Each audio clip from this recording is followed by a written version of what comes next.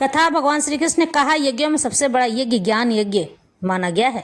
राधे राधे। जैसा मित्रम मैं नीतू पानी यूट्यूब चैनल पर सबका स्वागत करते हैं। इस प्रसंग का वर्णन श्रीमद् भगवद गीता मिलता है। भगवान श्री कृष्ण आज अर्जुन को समझाना चाहते हैं, हे अर्जुन, यज्ञों में सबसे बड़ा यज्ञ ज्ञान यज्ञ माना गया है। जो मनुष्य ज्ञान प्राप्त करके और लोगों में इस ज्ञान को बांटता है, लोगों को ज्ञान के माध्यम से उन्हें सही मार्ग का दर्शन कराता है, मेरी ओर अग्रसर कराता है, ऐसा मनुष्य बड़ा ही भाग्यशाली होता है, क्योंकि उसने ज्ञान अर्जन किया है और ज्ञान के अर्जन से, ज्ञान के माध्यम से वह ईश्वर को भी पा जा सकता है। कहते हैं कि यज्ञों में सबसे बड़ा यज्ञ ज्ञान यज्ञ ही माना गया है। एवं बहुविधा यज्ञा वितता ब्रह्मणो मुखे कर्म जानविधि तांस वार्नेवम ज्ञात्वा विमोक्ष से। ये विभिन्न प्रकार के यज्ञ वेद सम्मत हैं और यह सभी विभिन्न प्रकार के कर्मों से उत्पन्न हैं। इन्हें इस रूप में जानने पर तुम मुक्त हो जाओगे। जैसा कि पहले बताया जा चुका है, वेदों में कर्ता भेद के अनुसार विभिन्न प्रकार, यानी कि कर्ता यानी जो काम कार्य करता है, करने वाला है, उसके अनुसार अलग अलग प्रकार के यज्ञों का उल्लेख किया गया है। चूंकि लोग देहात्म बुद्धि में लीन हैं, यानी कि सांसारिक जीवन में अपने व्यस्त हैं, इसलिए इन यज्ञों की व्यवस्था इस प्रकार की गई है कि मनुष्य उन्हें अपने शरीर, मन अथवा बुद्धि के अनुसार संपन्न कर सके, किंतु देह से मुक्त होने के लिए ही इन सब का विधान है। इसी की पुष्टि यहाँ पर भगवान ने अपने श्रीमुख से की है। श्रेयांद्र व्यम याद ज्ञान यज्ञ परंतप सर्वम कर्माखिलम पार्थ ज्ञाने परिसमाप्यते। हे परंतप, द्रव्य यज्ञ से ज्ञान यज्ञ श्रेष्ठ माना गया। हे पार्थ, अनंतो गत्वा सारे कर्म यज्ञों का अवसान दिव्य ज्ञान में होता है। समस्त यज्ञों का यही एक प्रयोजन है कि जीव को पूर्ण ज्ञान प्राप्त हो, जिससे वह भौतिक यानी संसार के कष्टों से छुटकारा पाकर अंत में परमेश्वर की दिव्य सेवा कर सके। तो भी इन सारे यज्ञों की विविध क्रियाओं में रहस्य भरा है और मनुष्य को यह रहस्य जान लेना चाहिए। कभी कभी कर्ता की श्रद्धा के अनुसार यज्ञ विभिन्न रूप धारण कर लेता है। जब यज्ञ कर्ता की श्रद्धा दिव्य ज्ञान के स्तर तक पहुंच जाती है, तो उसे ज्ञान रहित द्रव्य यज्ञ करने वाले से श्रेष्ठ माना जाता है। द्रव्य यज्ञ का मतलब है कि जो हम पूजा पाठ के बाद आहुति देते हैं, इसे ही कहा गया, क्योंकि ज्ञान के बिना यज्ञ भौतिक स्तर पर रह जाते हैं और इनसे कोई आध्यात्मिक लाभ नहीं हो पाता है। यथार्थ ज्ञान का अंत कृष्ण भक्ति में होता है, जो दिव्य ज्ञान की सर्वोच्च अवस्था है। ज्ञान की उन्नति के बिना यज्ञ मात्र भौतिक कर्म बना रहता है, किंतु जब उसे दिव्य ज्ञान के स्तर तक पहुंचा दिया जाता है, तो ऐसे सारे कर्म आध्यात्मिक यानी सांसारिक स्तर प्राप्त कर लेते हैं। चेतना भेद के आध्यात्मिक यानी ईश्वर की ओर अग्रसर हो जाते हैं। चेतना भेद के अनुसार ऐसे यज्ञ कर्म कभी कभी कर्म कांड कहलाते हैं और कभी ज्ञान कांड यज्ञ वही श्रेष्ठ कहलाता है जिसका अंत ज्ञान में हो। इस तरह से भगवान आगे कहते हैं, तद्विधि प्रणिपातेन परिप्रश्नेन सेव्या उपदेक्ष्यन्ति ते ज्ञानम ज्ञानीनस्त त्वदर्शिनः। तुम गुरु के पास जाकर सत्य को जानने का प्रयास करो, उससे विनीत होकर जिज्ञासा करो और उनकी सेवा करो। स्वरूप सिद्ध व्यक्ति तुम्हें ज्ञान प्रदान कर सकते हैं, क्योंकि उन्होंने सत्य का दर्शन किया है। निसंदेह आत्म साक्षात्कार का मार्ग कठिन है, यानी जो अपने आप को जानना चाहता है उसके लिए ईश्वर की तपस्या कठिन करनी पड़ती है। जब वह कठिन तपस्या कर लेता है, तब उसे आत्म साक्षात्कार होता है कि वह इस पृथ्वी पर क्यों आया है, किस कारण से आया है, किस प्रयोजन से उसे यहाँ भेजा गया है। ईश्वर किसी न किसी कार्य के लिए हर मनुष्य को पृथ्वी पर भेजा करते हैं, कार्य देकर, लेकिन मनुष्य है कि समझता ही नहीं है। वह अपने भोगों विलासों में लिप्त रहता है और कहता है कि इस पृथ्वी पर आए हैं तो खा पी कर मरेंगे। ऐसा नहीं है, आपको ईश्वर का कार्य करना होता है। इसी तरह से मैं आपको कुछ बातें ऐसी बताऊंगी कि जो जीवन में हमें बताता है कि वास्तव में ईश्वर हमें भेजा करते हैं। अतः भगवान को उपदेश है कि उन्हीं से प्रारंभ होने वाली परंपरा से प्रामाणिक गुरु की शरण ग्रहण की जाए। इस परंपरा के सिद्धांत का पालन किए बिना कोई प्रामाणिक गुरु नहीं बन सकता है। भगवान आदि गुरु हैं, इसलिए गुरु परंपरा का ही व्यक्ति अपने शिष्य को भगवान का संदेश प्रदान कर सकता है। कोई अपनी निजी विधि का निर्माण करके स्वरूप सिद्ध प्रसिद्धि नहीं बन सकता है, जैसा कि आजकल के मूर्ख पाखंडी करने लगे हैं। धर्म तू साक्षात भगवत प्रणीतम, धर्म पथ का निर्माण स्वयं भगवान ने किया है। इसलिए मनोधर्म या शुष्क तर्क से यही पद प्राप्त नहीं हो सकता है, न ही ज्ञान ग्रंथों के स्वतंत्र अध्ययन से ही कोई आध्यात्मिक जीवन में उन्नति कर सकता है। ज्ञान प्राप्ति के लिए उसे प्रामाणिक गुरु की शरण में जाना ही होगा। ऐसे गुरु को पूर्ण समर्पण करके ही स्वीकार करना चाहिए और अहंकार रहित होकर दास की भांति गुरु की सेवा करनी चाहिए। स्वरूप सिद्ध गुरु की प्रसन्नता ही आध्यात्मिक जीवन की प्रगति का रहस्य माना गया है। जिज्ञासा और विनीत भाव के मेल से आध्यात्मिक ज्ञान प्राप्त होता है।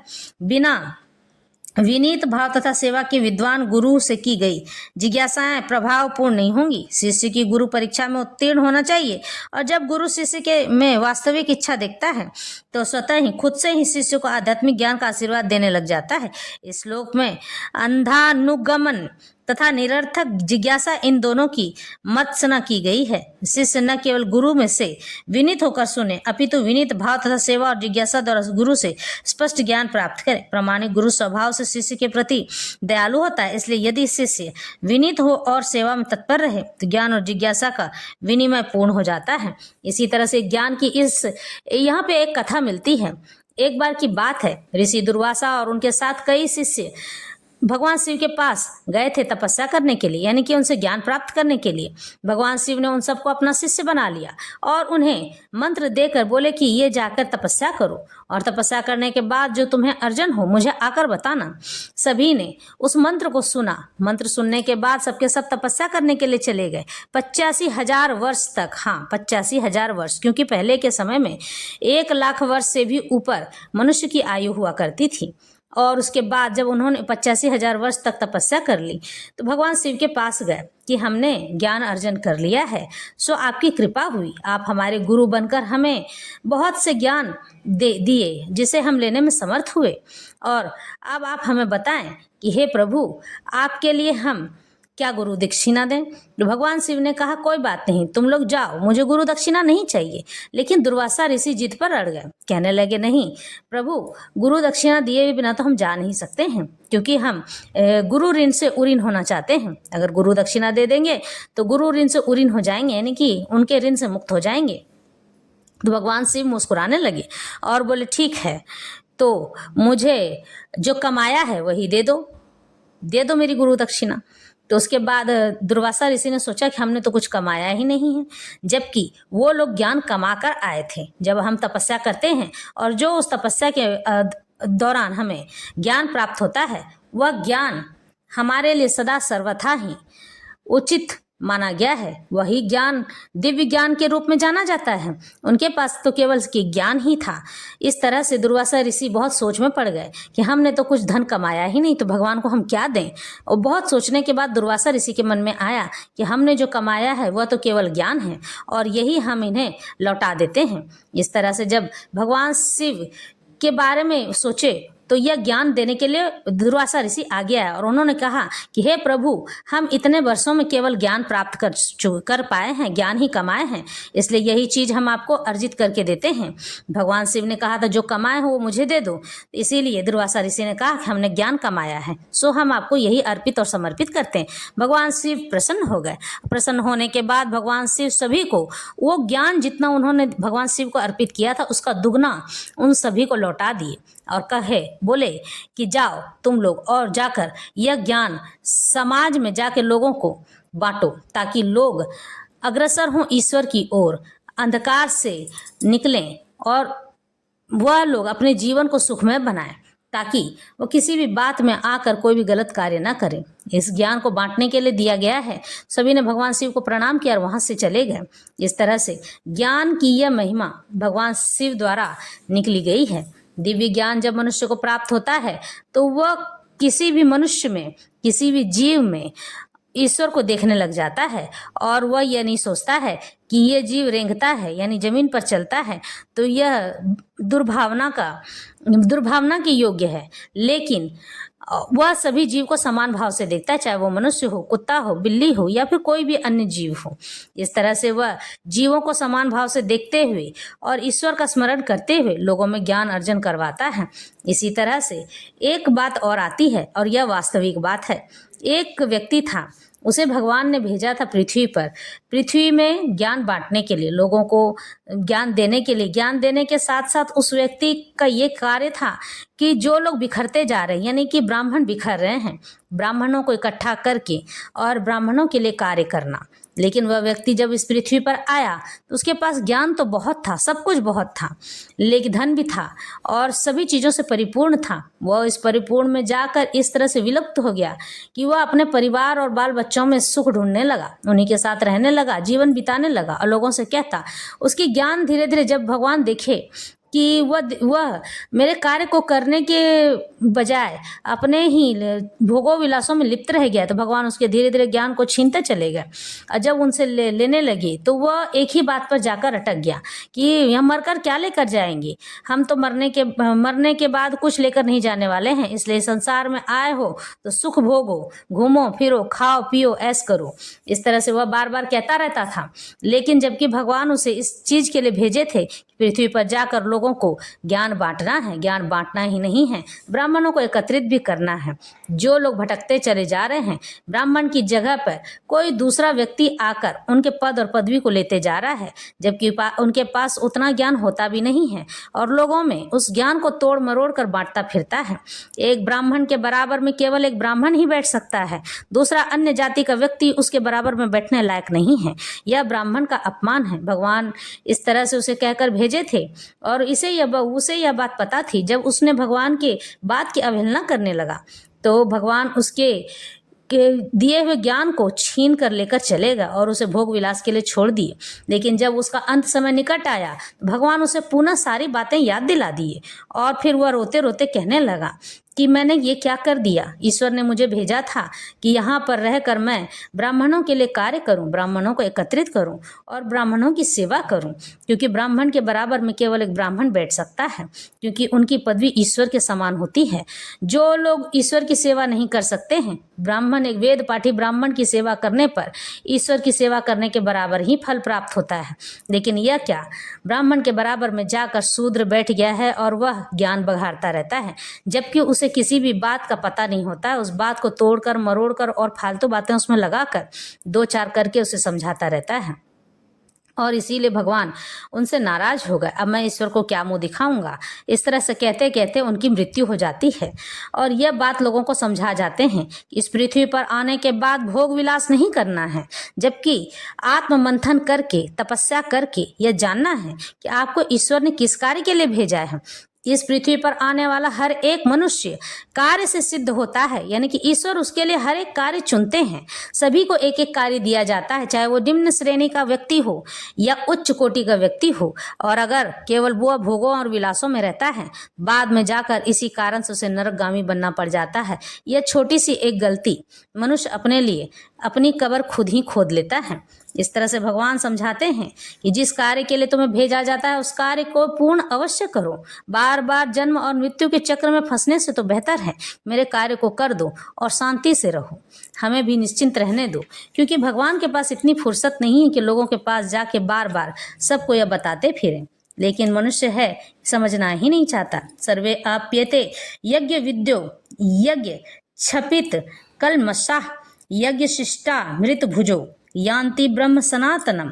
ये सभी यज्ञ करने वाले यज्ञों का अर्थ जानने के कारण पाप कर्मों से मुक्त हो जाते हैं और यज्ञों के फल रूपी अमृत को चख कर परम दिव्य आकाश की ओर बढ़ते जाते हैं।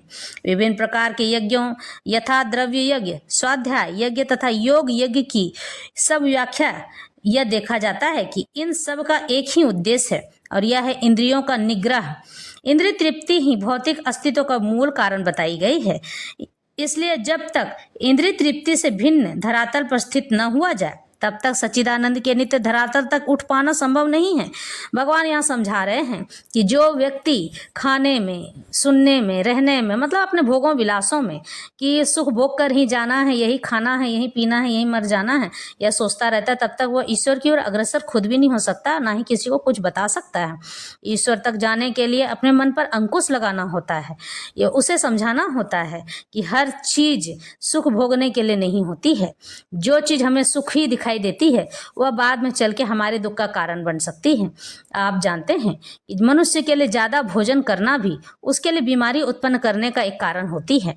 ज़्यादा सुख भोगना भी, यानी कि ज़्यादा सुख न भोगने का मतलब यह है कि अगर आप रात भर जाग कर किसी पब में होकर आए हैं तो यह आपकी दिनचर्या नित्य कर्म का अवहेलना जैसा होता है, क्योंकि वह मनुष्य जो जिसे सोने के लिए रात दिया गया है और जागने के लिए दिन दिया है, यानी दिन भर आप जोर तोड़ लगाकर मेहनत कीजिए और रात के समय में आराम कीजिए। लेकिन मनुष्य आज उल्टा ही करने लगा है, रात भर जागता है, दिन भर सोता है।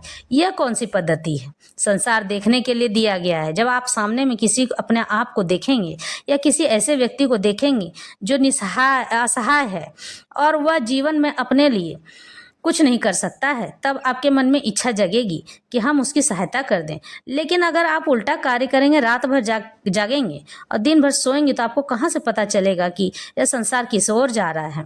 इसलिए कभी भी प्रकृति के विरुद्ध जाकर कार्य नहीं करना चाहिए। यह धरातल नित्य आकाश या ब्रह्म आकाश में है, इसलिए सारे यज्ञों से, संसार के पाप कर्मों से विमल हुआ जा सकता है। जीवन में इस प्रगति से मनुष्य न केवल सुखी और ऐश्वर्यवान बनता है, अपितु अंत में वह निराकार ब्रह्म के साथ तादात्म्य के द्वारा या श्री भगवान कृष्ण की संगति प्राप्त करके भगवान के शाश्वत धाम को प्राप्त करता है। नायम लोको अस्त्य यज्ञस्य कुतो अन्य कुरु सत्तम। हे कुरु श्रेष्ठ, अब जब यज्ञ के बिना मनुष्य इस लोक में या इस जीवन में ही सुखपूर्वक नहीं रह सकता है, तो फिर अगले जन्म में कैसे रह सकेगा? मनुष्य इस लोक में चाहे जिस रूप में रहे, वह अपने स्वरूप से अनभिज्ञ रहता है। दूसरे शब्दों में भौतिक जगत में हमारा अस्तित्व हमारे पापपूर्ण जीवन के बहुगुणित फलों के कारण है। अज्ञान ही पापपूर्ण जीवन का कारण है और पापपूर्ण जीवन ही इस भौतिक जगत में अस्तित्व का कारण बनती है। मनुष्य जीवन ही वह द्वार है जिससे होकर इस बंधन से बाहर निकला जा सकता है। इसलिए वेद हमें धर्म और अर्थ, काम तथा मोक्ष का मार्ग दिखलाकर बाहर निकलने का अवसर प्रदान करते हैं। धर्म या ऊपर संस्तुत अनेक प्रकार के यज्ञ हमारे आर्थिक समस्याओं को स्वतः हल कर देते हैं। जनसंख्या में वृद्धि होने पर भी यज्ञ संपन्न करने से हमें प्रचुर भोजन, बहुत सारा दूध इत्यादि मिलता रहता है। जब शरीर की आवश्यकता पूर्ण होती रहती है तो इंद्रियों को तुष्ट करने की बारी आती है। अतः वेदों में नियमित इंद्रिय तृप्ति के लिए पवित्र विवाह का विधान बताया गया है। इस प्रकार मनुष्य भौतिक बंधन से क्रमशः छुटकर उच्च पद की ओर अग्रसर होता है और मुक्त जीवन की पूर्णता परमेश्वर का सानिध्य प्राप्त करने में है। यह पूर्णता यज्ञ संपन्न करके प्राप्त की जाती है। जैसा कि पहले बताया जा चुका है, फिर भी यदि कोई व्यक्ति वेदों के अनुसार यज्ञ करने के लिए तत्पर नहीं होता है तो वह इस शरीर में सुखी जीवन को कैसे आशा कर सकता है। फिर दूसरे लोक में, दूसरे शरीर में सुखी जीवन की आशा तो व्यर्थ ही बताई गई है। विभिन्न स्वर्गों में भिन्न भिन्न प्रकार की जीवन सुविधाएं हैं और जो लोग यज्ञ करने में लगे रहते हैं उनके लिए तो सब जगह परम सुख ही सुख है। लेकिन सर्वश्रेष्ठ सुख वह है जिसे मनुष्य कृष्ण भक्ति के अभ्यास द्वारा वैकुंठ जाकर प्राप्त करता है। इसलिए कृष्ण भक्ति में जीवन ही इस भौतिक जगत की समस्त समस्याओं का एकमात्र हल बताया गया। एवं बहुविधा यज्ञा वितता ब्राह्मणों मुखे कर्म जानविद्धि तांसवार्नेनम ज्ञात्वा विमुक्षसे। ये विभिन्न प्रकार के यज्ञ वेद सम्मत कहे गए हैं। ये सभी विभिन्न प्रकार के कर्मों से उत्पन्न हैं। इन्हें इस रूप में जानने पर तुम मुक्त हो जाओगे। इस तरह से भगवान आगे समझाते हैं और कहते हैं, यज्ञात्वा न पुनर्मोहमेवं यास्यसि पांडव येन भूतानि शेषेन द्रक्ष्य स्यात्म न्यथो मयि। स्वरूप सिद्धि व्यक्ति से वास्तविक ज्ञान प्राप्त कर चुकने पर तुम पुनः कभी ऐसे मोह को प्राप्त नहीं होगे, क्योंकि इस ज्ञान के द्वारा तुम देख सकोगे कि सभी जीव परमात्मा के अंश स्वरूप हैं, अर्थात वे सब मेरे ही अंश कहे गए हैं। स्वरूप सिद्धि व्यक्ति से ज्ञान प्राप्त होने का परिणाम यह होता है कि यह पता चल जाता है कि सारे जीव भगवान श्री कृष्ण के भिन्न अंश कहे गए हैं। कृष्ण के से पृथक अस्तित्व का भाव यानी माया कहलाती है। कुछ लोग सोचते हैं कि हमें कृष्ण से क्या लेना देना है, वे तो केवल महान ऐतिहासिक पुरुष हैं और पर ब्रह्म तो निराकार हैं। वस्तुतः जैसा कि भगवद गीता में कहा गया है, यह निराकार ब्रह्म कृष्ण का व्यक्तिगत तेज है। कृष्ण भगवान के रूप में प्रत्येक वस्तु के कारण है। ब्रह्म संहिता में स्पष्ट कहा गया है कि कृष्ण श्री भगवान हैं और सभी कारणों के कारण कहे गए हैं। यहाँ तक कि लाखों अवतार उनके विभिन्न विस्तार ही हैं। इसी प्रकार सारे जीव भी कृष्ण के अंश हैं। मायावादियों की यह मिथ्या धारणा है कि कृष्ण अपने अनेक अंशों में अपने निजी पृथक अस्तित्व को मिटा देते हैं। यह विचार सर्वथा भौतिक है। भौतिक जगत में हमारा अनुभव है कि यदि किसी वस्तु का विखंडन किया जाए तो उसका मूल स्वरूप नष्ट हो जाता है, लेकिन मायावादी यह नहीं समझ पाते कि परम का अर्थ है कि एक और एक मिलकर एक ही होता है और एक में से एक घटाने पर भी एक बचता है, पर ब्रह्म का वही स्वरूप है। ब्रह्म विद्या का पर्याप्त ज्ञान न होने के कारण हम माया से आवृत हो जाते हैं, इसलिए हम अपने को कृष्ण से पृथक यानी अलग सोचते हैं। यद्यपि हम कृष्ण के भिन्न अंश हैं, किंतु तो भी हम उनसे भिन्न नहीं हैं, अलग नहीं हैं। जीवों का शारीरिक अंतर माया है अथवा वास्तविक सत्य ही है। हम सभी कृष्ण को प्रसन्न करने के निमित्त हैं। केवल माया के कारण ही अर्जुन ने सोचा कि उनके स्वजनों से उनका क्षणिक शारीरिक संबंध कृष्ण के शाश्वत आध्यात्मिक संबंधों से अधिक महत्वपूर्ण है। गीता का संपूर्ण उपदेश इसी ओर लक्षित करता है कि कृष्ण का नित्य दास होने के कारण जीव उनसे पृथक यानी अलग नहीं हो सकता है। कृष्ण से अपने को विलक मानना ही माया कहलाती है। पर ब्रह्म के भिन्न अंश के रूप में जीवों को एक विशिष्ट उद्देश्य पूरा करना होता है। उस उद्देश्य को भुलाने के कारण ही वे अनादिकाल से मानव, पशु, देवता आदि देहों में स्थित रहते हैं। ऐसे शारीरिक अंतर भगवान की दिव्य सेवा से विस्मरण से जनित हैं। इसलिए मैं बोल रही थी ना कि भगवान यहाँ कहते हैं कि मैं सभी को उनके कार्य लेकर ही भेजता हूँ, लेकिन जब वो मेरे कार्य नहीं करते हैं तो मैं उनकी बुद्धि छीन लेता हूँ, ताकि तुम जो सोच रहे हो उसी कार्य को करते रहो। उसके बाद आने के बाद मैं पूछूंगा। किंतु जब कोई कृष्ण भक्ति के माध्यम से दिव्य सेवा में लग जाता है तो वह इस माया से तुरंत मुक्त हो जाता है। ऐसा ज्ञान केवल प्रामाणिक गुरु से ही प्राप्त किया जा सकता है। इस तरह वह इस भ्रम को दूर कर सकता है कि जीव कृष्ण के तुल्य है। पूर्ण ज्ञान तो यह है कि परमात्मा कृष्ण समस्त जीवों के परम आश्रय हैं और इस आश्रय को त्याग देने पर जीव माया द्वारा मोहित होते हैं, क्योंकि वे अपना अस्तित्व पृथक समझते हैं, अलग समझते हैं। इस तरह विभिन्न भौतिक पहचानों के मानदंडों के अंतर्गत वे कृष्ण को भूल जाते हैं। किंतु जब ऐसे मोहग्रस्त जीव कृष्ण भक्ति में स्थित होते हैं तो यह समझा जाता है कि वे मुक्ति पथ पर हैं, जिसकी पुष्टि भागवत में की गई है। मुक्तिर्हित्वा अन्यथा रूपम स्वरूपेण व्यस्थिति। मुक्ति का अर्थ है कृष्ण के नित्य दास रूप में कृष्ण भक्ति में अपनी स्वाभाविक स्थिति पर होना। इस तरह से आज भगवान समझा रहे हैं कि मेरी भक्ति करने पर मनुष्य को मैं मुक्ति प्रदान करता हूँ, लेकिन फिर भी मैं पृथ्वी पर मनुष्य को या किसी भी जीव को इस कारण से भेजता हूँ कि वे मेरे बताए हुए कार्य को कर सके, लेकिन वह इस भौतिक जगत में आकर मेरी माया में ऐसे लिप्त हो जाता है मानो उसे किसी से कोई लेना देना ही नहीं हो। इसी कारण से वह नरकगामी बनता है, यानी नरक का द्वार उसके लिए खुल जाता है। वह कितना भी पुण्य क्यों न किया हो, उसकी एक गलती उसे नरक की यात्रा करवा देती है और उसके पुण्य को संचित करके रखा जाता है कि तुम्हें फिर से जाकर मेरा कार्य करना होगा। अगर तुमने नहीं किया तो तुम्हारे संचित कार्य को मैं नष्ट करने के लिए समय नहीं लगाऊंगा, क्योंकि गलत करने पर संचित कार्य का एक एक हिस्सा टुकड़ों में चला जाता है, यानी आपके पुण्य धीरे धीरे नष्ट होते चले जाते हैं। इस तरह से भगवान समझाते हैं कि कभी भी अपने संचित कार्य को यानी कि जमा किए हुए पुण्य को नष्ट नहीं होने देना चाहिए, क्योंकि तुम जितना पाप करोगे उतना ही तुम्हारे जमा किए हुए पुण्य नष्ट होते चले जाएंगे।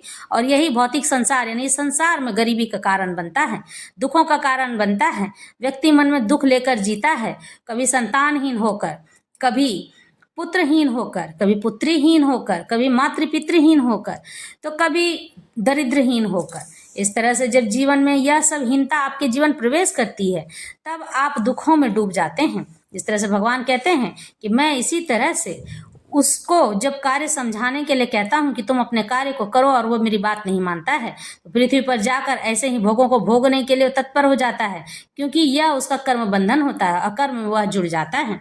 अपि चेदसी पापेभ्यः सर्वेभ्यः पापकृत्तमः सर्वज्ञान प्लवे नैव वृजिनम संतरिष्यसि। यदि तुम्हें समस्त पापियों से में भी सर्वाधिक पापी समझा जाए तो भी तुम दिव्य ज्ञान रूपी नाव में स्थित होकर दुख सागर को पार करने में समर्थ हो जाओगे। श्री कृष्ण के संबंध में अपनी स्वाभाविक स्थिति का सही सही ज्ञान इतना उत्तम होता है कि अज्ञान सागर में चलने वाले जीवन संघर्ष से मनुष्य तुरंत ही ऊपर उठ सकता है। यह भौतिक जगत कभी कभी अज्ञान सागर मान लिया जाता है तो कभी जलता हुआ जंगल, सागर में कोई कितना ही कुशल तैराक क्यों न हो, जीवन संघर्ष अत्यंत कठिन माना गया है। यदि कोई संघर्षरत तैरने वाले को आगे बढ़कर समुद्र से निकाल लेता है तो वह सबसे बड़ा रक्षक कहलाता है। भगवान से प्राप्त पूर्ण ज्ञान मुक्ति का पथ कहलाता है। कृष्ण भक्ति की नाव अत्यंत सुगम है, किंतु उसी के साथ साथ अत्यंत उदांत भी है। इस तरह से भगवान श्री कृष्ण आज अर्जुन को ज्ञान के माध्यम से ज्ञान की पराकाष्ठा समझाते हैं, यानी कि ज्ञान, उत्तम ज्ञान मनुष्य के जीवन और भाग्य को किस प्रकार बदलता चला जाता है, यह बात अर्जुन को आज बताते हैं। और भगवान श्री कृष्ण कहते हैं कि जो लोग मेरी भक्ति करते हैं, जो लोग मेरी भक्ति में रत रहते हैं, जो लोग मेरी भक्ति को ही सर्वश्रेष्ठ मानते हैं, उनका मैं ज्ञान कभी नष्ट नहीं करता हूँ, बल्कि उन्हें और दिव्य ज्ञान देता चला जाता हूँ, ताकि वह इस दिव्य ज्ञान के माध्यम से वह मनुष्य दूसरे मनुष्यों की चेतना जागृत कर सके, मन को जगा सके, और वह बता सके कि तुम इस पृथ्वी पर किस कारण से आए हो। जब वह आत्म साक्षात्कार कर लेगा, यानी अपनी आत्मा को जगा लेगा, मुझ में लीन करवा लेगा, तो वह उत्तम ज्ञान का मालिक हो जाएगा। और जब उत्तम ज्ञान उसके जीवन में प्रवेश करेगी, तो वह किसी भी जीव को अलग रूप में नहीं देख सकेगा, वह सब में मुझे ही पाएगा और मैं ही सब में उसे दिखाई दूंगा। इस तरह भगवान श्री कृष्ण और आगे कहते हैं कि जीवन यूं ही सुख दुख में नहीं डूबा रहता है। सुख और दुख के भागी आप स्वयं होते हैं। आप उस सुख और दुख को कमाते हैं। जब आप उस चीज को कमा लेते हैं, तो उसके बाद ही आपके जीवन में दुख प्रवेश करके दुख आपको बार बार रुलाने के लिए तत्पर करती है, क्योंकि आपके जीवन से ज्ञान का प्रकाश समाप्त हो चुका है। आपने ऐसे कर्म किए जो कि आपके ज्ञान को नष्ट करके अज्ञानता में बदल दी। अज्ञानता अंधकार की जननी है। जिस घड़ी आपके जीवन में अज्ञानता ने प्रवेश किया, उसी घड़ी में आपने अपने जीवन में दुख को प्रवेश करा लिया। और जब अज्ञानता आपके पास प्रवेश कर जाएगी, तो आप कोई भी गलत कार्य करने से चूकेंगे नहीं, करते चले जाएंगे। आपको दूसरों की ईर्ष्या अच्छी लगेगी, दूसरों के द्वेष घृणा अच्छे लगने लगेंगे, दूसरों के दुख अच्छे लगने लगेंगे। अपने सुख को आप सबसे ज्यादा बड़ा मानेंगे और दूसरों के दुख को तुच्छ मानकर कि अरे उसके साथ ऐसा हुआ है, होना ही चाहिए था, अच्छा हुआ, इस तरह से कहते चले जाएंगे। यथैधांसी समिद्धौ अग्रिर्भस्म सात्कुरुते अर्जुन ज्ञानाग्रिह सर्वकर्माणि भस्म सात्कुरुते। यह तथा जैसे प्रज्वलित अग्नि ईंधन को भस्म कर देती है, उसी तरह से हे अर्जुन, ज्ञान रूपी अग्नि भौतिक कर्मों के समस्त फलों को जला डालती है। आत्मा तथा परमात्मा संबंधी पूर्ण ज्ञान तथा उनके संबंध की तुलना यहाँ अग्नि से की गई है। यह अग्नि न केवल समस्त पाप कर्मों के फलों को जला देती है, अपितु पुण्य कर्मों के फलों को भी भस्मात करने वाली है। कर्म फल की कई अवस्थाएं हैं, शुभारंभ, बीज, संचित आदि, किंतु जीव को स्वरूप का ज्ञान होने पर सब कुछ भस्म हो जाता है। कर्म फल की कई अवस्थाएं का मतलब शुभारंभ, यानी कि जब आपने अच्छे कर्म किए हैं तो अच्छा फल मिलना की शुरुआत होने लगी। फिर जब आप अच्छा कर्म बार बार करते चले जाते हैं, तो वह एक बीज के रूप में आ जाता है, संचित। और जब उसी बीज को जमीन में गड़ाया जाता है, तो उसमें अंकुर फूटते हैं, इसे कहते हैं संचित कर्म, यानी जमा किया हुआ कर्म। यही कर्म किंतु जीव स्वरूप का ज्ञान होने पर सब कुछ भस्म हो जाता है। यानी कि जब उसके अंदर ज्ञान आ जाता है, तो वह इस अंधकार मोह रूपी संसार से ऊपर उठने लगता है और ईश्वर को ढूंढने लगता है, चाहे वह पूर्ववर्ती हो या परवर्ती। वेदों में बृहदारण्यक उपनिषद में कहा गया है, उभे उहय वैश एते तर त्यामृता साध्व साधुनी। मनुष्य पाप तथा पुण्य दोनों ही प्रकार के कर्म फलों को जीत लेता है। इस तरह से भगवान श्री कृष्ण आज अर्जुन को यही बात समझाते हैं और कहते हैं कि हे अर्जुन, ज्ञान ऐसा है ही कि जो व्यक्ति इस ज्ञान को अपने जीवन में उतार लेता है, वह किसी भी दुख में नहीं डूबता है। ना ही ज्ञानेन सदृशम पवित्रमिह विदते तत्स्वयं योग संसिद्ध काले नात्मनि विंदति। इस तरह से आगे कहते हैं, इस संसार में दिव्य ज्ञान के समान कुछ भी उदात्त तथा शुद्ध नहीं है। ऐसा ज्ञान समस्त योग का परिपक्व फल है। जो व्यक्ति भक्ति में सिद्ध हो जाता है, वह यथा समय अपने अंतर में इस ज्ञान का आस्वादन करता चला जाता है। जब हम दिव्य ज्ञान की बात करते हैं, तो हमारा प्रयोजन आध्यात्मिक ज्ञान से होता है। निसंदेह दिव्य ज्ञान के समान कुछ भी उदात्त तथा शुद्ध नहीं है। अज्ञान ही हमारे बंधन का कारण बनता है और ज्ञान हमारी मुक्ति का। यह ज्ञान भक्ति का परिपक्व फल है। जब कोई दिव्य ज्ञान की अवस्था प्राप्त कर लेता है, तो उसे अन्य जगह शांति खोजने की आवश्यकता नहीं रहती है। उसके मन में ही शांति बसी रहती, क्योंकि वह मन ही मन शांति का आनंद लेता रहता है। दूसरे शब्दों में ज्ञान तथा शांति का पर्यवसान कृष्ण भक्ति में होता है। भगवत गीता के संदेश की यही चरम परिणति है। भगवान यहाँ कह रहे हैं कि वह अपने आप ही कृष्ण भक्ति में लग जाता है और ईश्वर को अपने समीप पाना ही उसका लक्ष्य होता है। बार बार वह खोजता है कि ईश्वर मेरे पास ही रहें और उनके ही मन में दर्शन करता चला जाता है। और किसी भी समय किसी भी घड़ी बैठे बिठाए ही आंखें बंद कर ध्यान की ओर अग्रसर हो जाता है। और जब कोई झटके से उसे टोकता है तो ऐसे डर जाता है मानो कि किसी